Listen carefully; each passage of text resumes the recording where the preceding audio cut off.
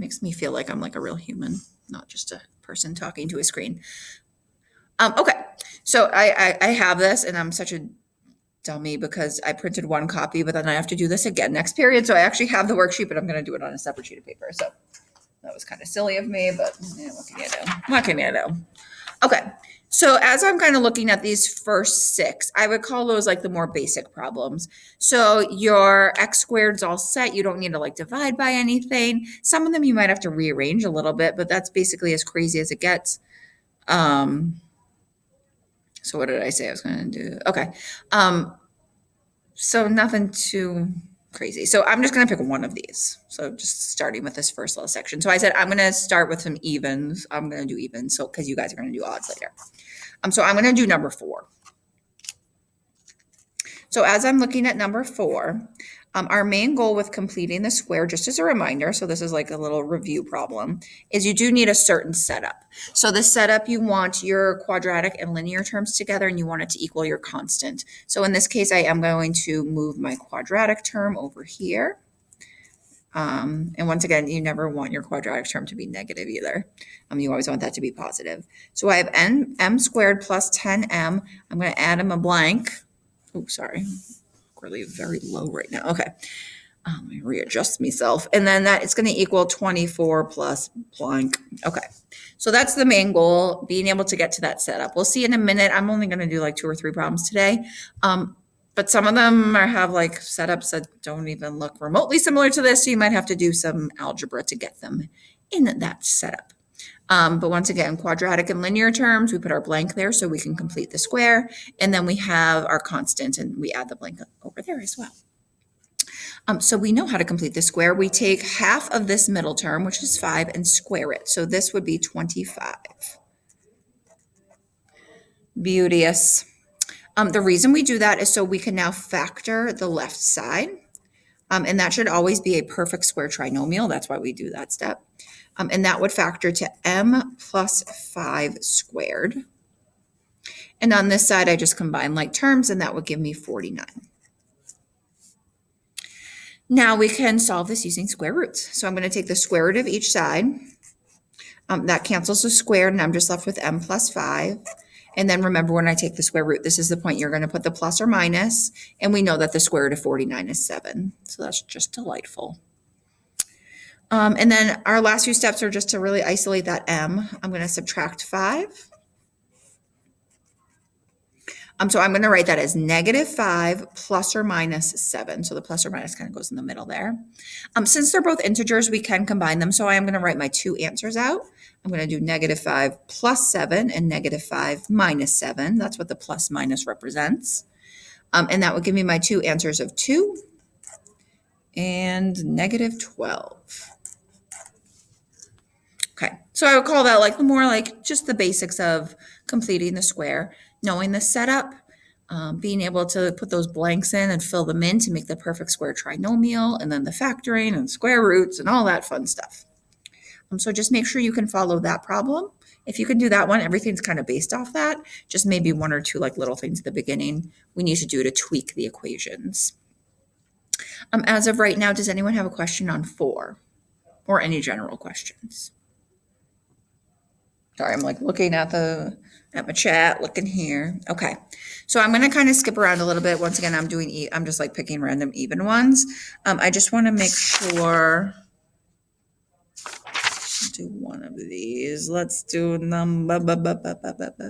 Let's do one with fractions. Let's do. Sorry, this is like obviously really hard for me right now. I don't want to do that one. Let's do number 10. Okay, 10, and I just have one other one I want to do with you, I think. So basically well, it helps if I actually get 10 up. Okay, let me see what number 10 is. Let me see. Stuff it. Okay, I'm just going to write 10. I'm having issues with my papers here. Okay, 10. 3n squared plus 2n minus 8 equals 0. All right, sorry, that was like a major struggle right there. There we go. Okay, beauteous. So I look at this, and the main thing with completing the square is one, I need to get it in a certain order, but I also want that quadratic term to have a coefficient of 1. So I never want the term in front, I don't never want a number here besides 1. So I need to take care of that as the first thing. So since it's 3, we're going to have to divide everything by 3. Okay, so everything gets divided. Okay, and I'll rewrite it. So that would give me n squared plus 2/3 n minus 8/3 equals the big fat 0. And then let's just kind of put things where they need to be. I'm going to move this constant of 8/3 over to the right. And I have my setup of n squared plus 2/3 n plus blank equals 8/3 plus blank. Okay. Sorry, I'm always like sideways on this. So here's where I get real lazy. Like even if it's easy fractions, I just like my brain can't, especially at the end of the day. So this is what I do. Okay, grab a calculator. I take 2/3. I mean, I can do this in my head, but I don't really want to. And I divide it in 2. It gives me a decimal. I'll convert it in a second. And I'm going to square that. On my calculator, ooh, I just hit random buttons. If you ever get a fraction, you can just, if you have a graphing calculator, you just hit the math button and the first one says fraction. So it comes out to 1/9. If you have some sort of other calculator, like if you have a nice scientific one like this, and look at me just like pulling calculators out of nowhere. If you have a nice scientific one like this, I would just do 2. You would use your fraction button, 2/3 divided by 2, and then squared. Where's my square button? Where's my square button? And it comes out to 1/9. So just make sure you know how to use your calculator, because like fractions, do not spend like a million years on it, because you'll just be in a bad spot if you're spending all that time doing fractions in your head. Okay, so that's looking better. I am going to factor this side. So this factors to n plus, I'm going to take the square root of 1/9, which is 1/3. I can do that in my own. And that's squared, equals, once again, I get lazy on this side. I don't want to find common denominators. Are you nuts? So I have 8/3 plus 1/9. I want my answer as a fraction, and that comes out to 25/9. Okay, that's delightful. So once again, please, we don't want decimals, but we want to make sure the fractions aren't taking us forever.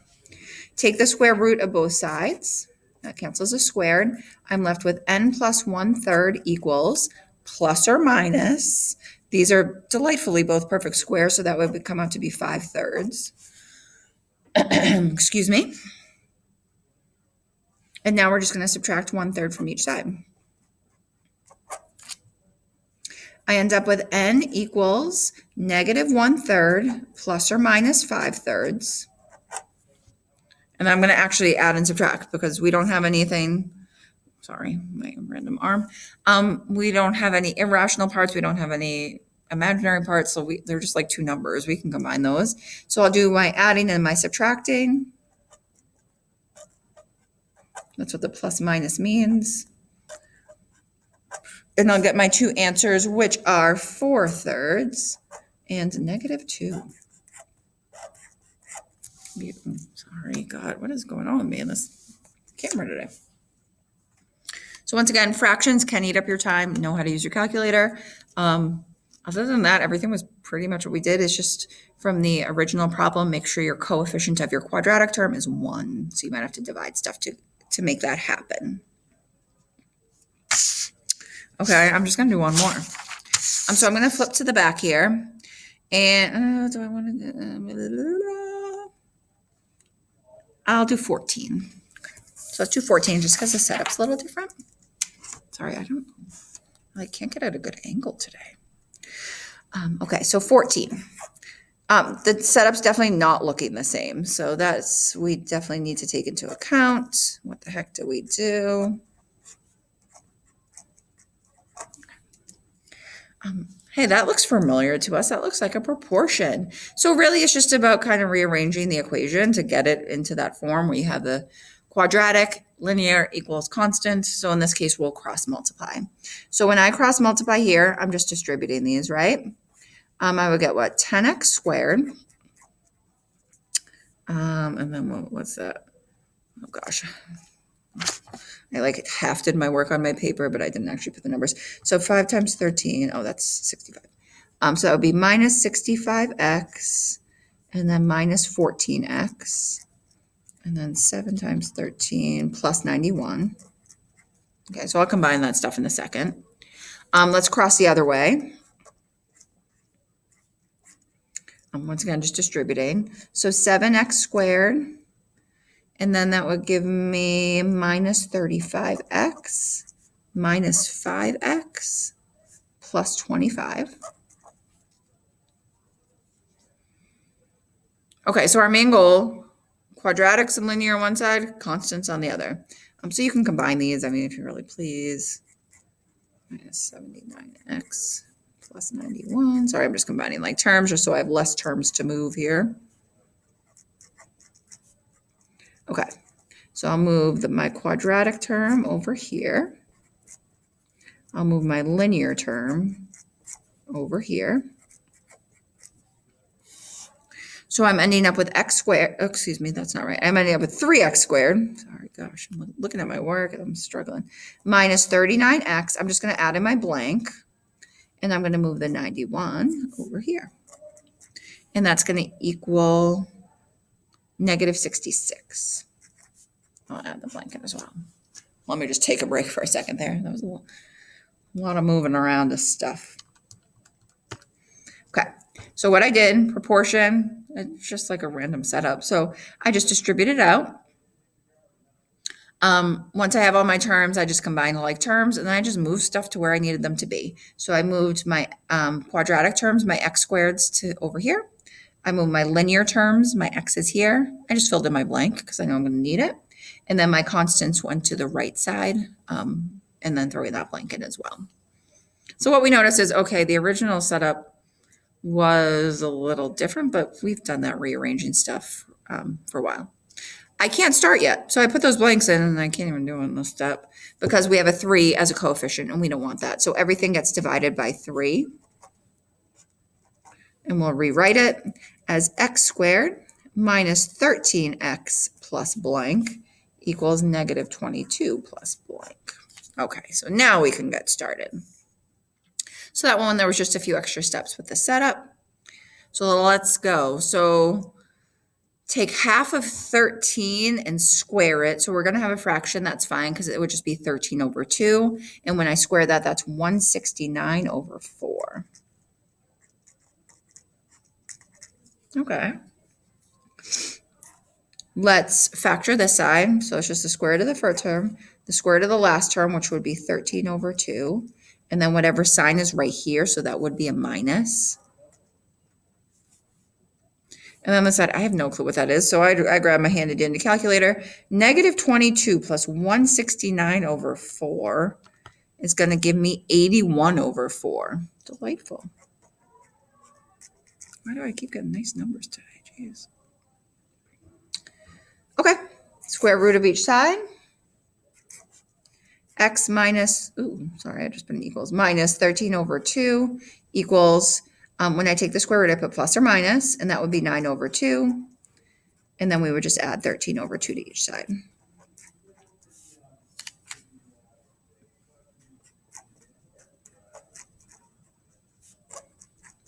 I'll split that up to do 1 plus and 1 minus. I'm too lazy to write the steps, so you get the idea. And my two answers would be 2 and 11.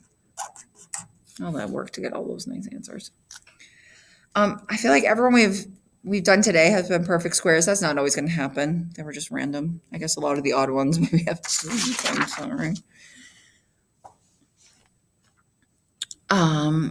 But at least we have kind of the main ideas down, hopefully. So hopefully if there was anything yesterday or questions on that cleared it up, it's always good to just like see a few more examples because you're really doing the same steps every time. So the main goal is to just get that original setup. So maybe that might take you an extra minute or two, whether you have to divide by something to get that coefficient of 1, or whether you just have to kind of like rearrange stuff. Other than that, I don't think there's anything like too crazy. Like in numbers 15 and 16, you have some fractions. So just get rid of them. Like we've done that a million times, right? So like number 15, you can divide by 5/3 or multiply by 3/5. Or you could just like get rid of all the fractions by multiplying by a common denominator. It's all the same. So that's just preference. Whatever you feel like doing there. But yeah, fractions shouldn't be too much of an issue because once again, that calculator is going to be your friend. Okay, so that's kind of my spiel. I just wanted to do a few with you. There's nothing new today, so that's kind of nice. It's just like a practice day, which is always good. We don't have to rush too much. So, what did I want to tell you guys? You guys are working on the odds.